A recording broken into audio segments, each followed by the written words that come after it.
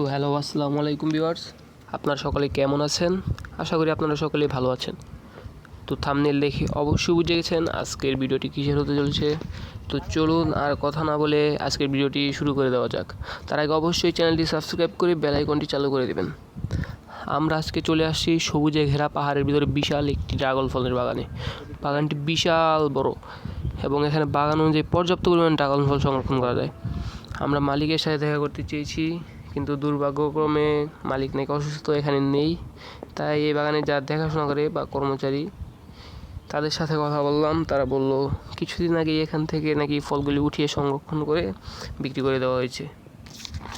পরে আমাদের সংরক্ষণ করে রাখা তাদের কাছে সংরক্ষণ করে রাখা কিছু ফলের থেকে আমাদের কয়েকটি ফল কেটে খাওয়ালো, যার স্বাদ ছিল অসাধারণ।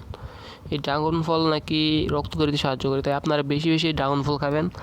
আর আপনারা ভিডিওতে দেখেছেন গাছগুলো দেখতে কেমন ভয়ঙ্কর, কিন্তু ফলগুলো খেতে কিন্তু গাছের মতো ভয়ঙ্কর নয়। ফলগুলো খেতে অনেক অনেক সুস্বাদু। ড্রাগন ফল চাষ করার খরচ কম হয়, এর চাষের হার দিন দিন বৃদ্ধি পাচ্ছে এবং এর থেকে ভালো মানের লভ্যাংশ পাওয়ায় কৃষকরা ড্রাগন ফল চাষে উৎসাহিত হচ্ছে। এছাড়াও এর চারা উৎপাদন থেকে শুরু করে সম্পূর্ণ বেড়ে ওঠা পর্যন্ত এবং ফল সংগ্রহ করা পর্যন্ত খরচ তুলনামূলকভাবে অনেক কম।